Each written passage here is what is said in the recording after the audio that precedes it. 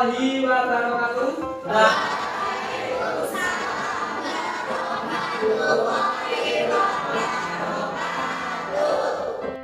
Terima kasih anak-anak. Pada kesempatan pertemuan hari ini akan membawakan ataupun menyampaikan sesuatu hal yang baru menurut kalian. Di sini Pak Ferry akan menyampaikan materi tentang wawasan kebinekaan. Seperti yang sudah saya katakan barusan, ada hal baru yang akan saya sampaikan, yaitu mengenai tentang wawasan kebinekaan.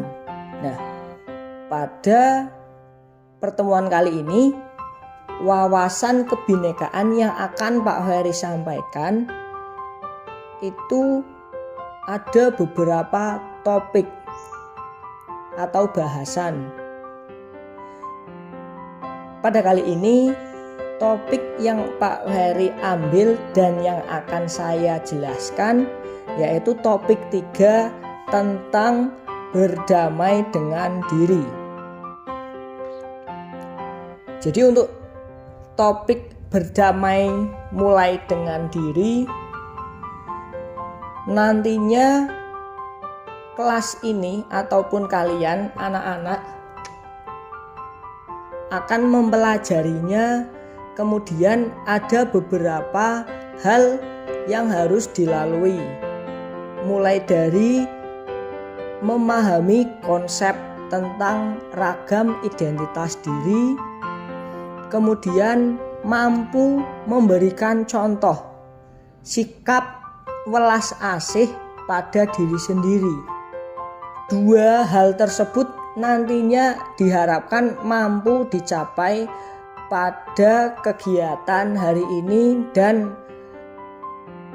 dapat dicapai oleh kalian di kelas ini. Ada pertanyaan yang akan saya ungkapkan. Pernahkah anak-anak di sini merasa malu dan tidak percaya diri terhadap identitas diri Anda, sehingga Anda ataupun anak-anak merasa malu dan merasa perlu menyembunyikan identitas tersebut agar tidak diketahui orang lain? Coba diresapi dan direnungi, apakah di kelas ini ada yang merasa demikian? Dicermati dulu, boleh ditulis untuk catatan. Kemudian untuk yang kedua, mengapa muncul perasaan tersebut? Mengapa identitas tersebut perlu disembunyikan? Itu dipahami dulu. Untuk yang ketiga, apakah Anda merasa percaya diri menampilkan diri yang utuh tanpa ada perasaan malu atau diperlakukan tidak baik karena status ataupun identitas Anda? Coba pertanyaan 3 itu kalian cermati, kemudian kalian pahami. Setelah itu coba dijawab, dituliskan di kertas. Untuk selanjutnya ada satu permainan yang akan saya berikan. Di sini bernama ayo kita mulai dengan bermain identitasku. Silakan untuk mengawali ada beberapa contoh anak dulu. Beberapa anak saya butuh untuk percontohan maju ke depan, nanti biar teman-teman kalian paham dulu, setelah itu kita bermain identitasku.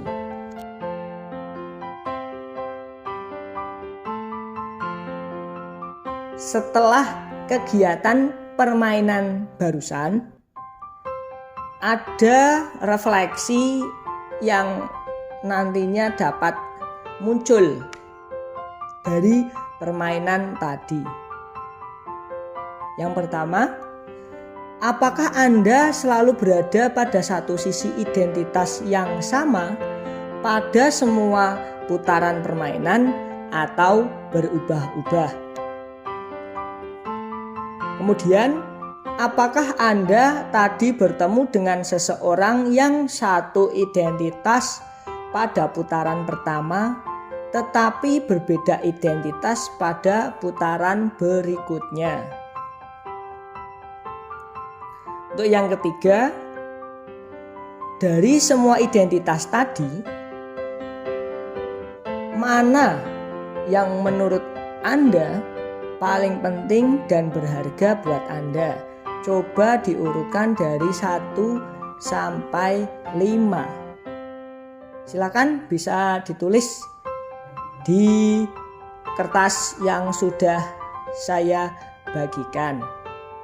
Kemudian untuk kegiatan selanjutnya anak-anak, Pak Ferry akan menyampaikan beberapa materi terkait dengan wawasan kebinekaan, tentunya dengan topik yang masih sama, yaitu topik berdamai dengan diri. Minta tolong dan minta perhatiannya, saya akan menampilkan video, diperhatikan, nanti bisa dicermati bersama-sama.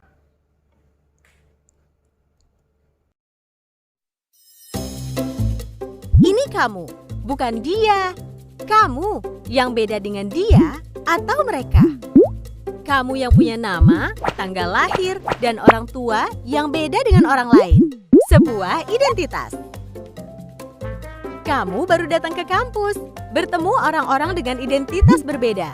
Kadang kamu penasaran, membandingkan satu sama lain, lalu mengelompokkan tiap orang. Bagaimana kamu akan melakukannya? Kamu lihat geng kecil yang suka barengan kemana-mana.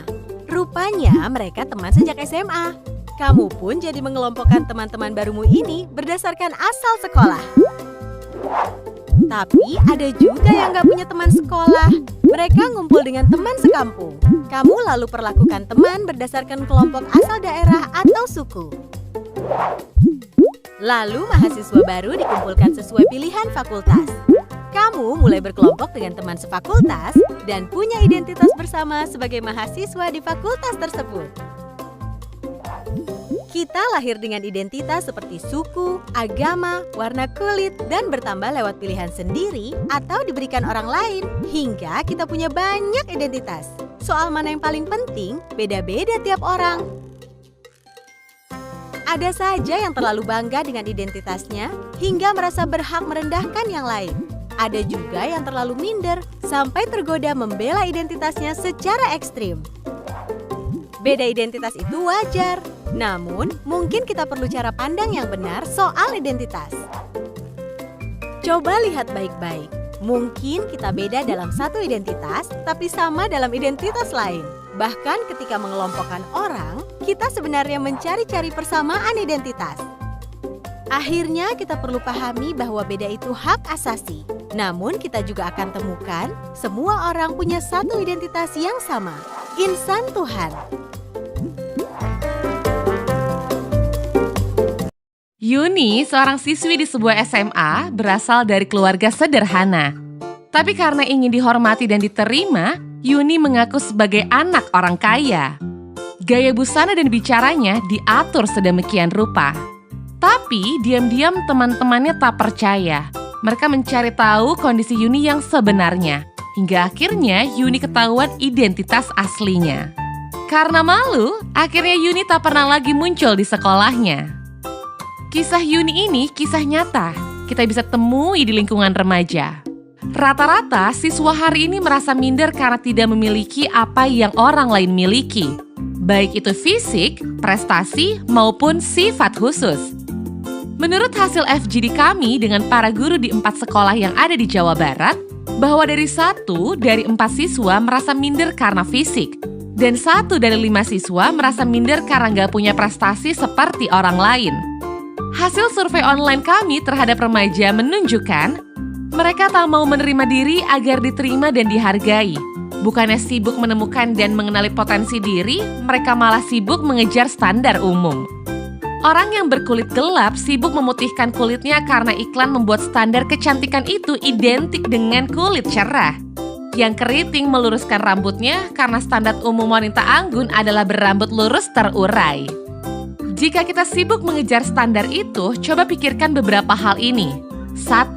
Setiap orang itu unik, gak mungkin ada satu standar yang cocok untuk semua. Setiap orang bisa punya standarnya masing-masing. Kalau standar orang ganteng itu mancung dan tinggi, lalu bagaimana dengan orang yang pesek dan pendek? 2.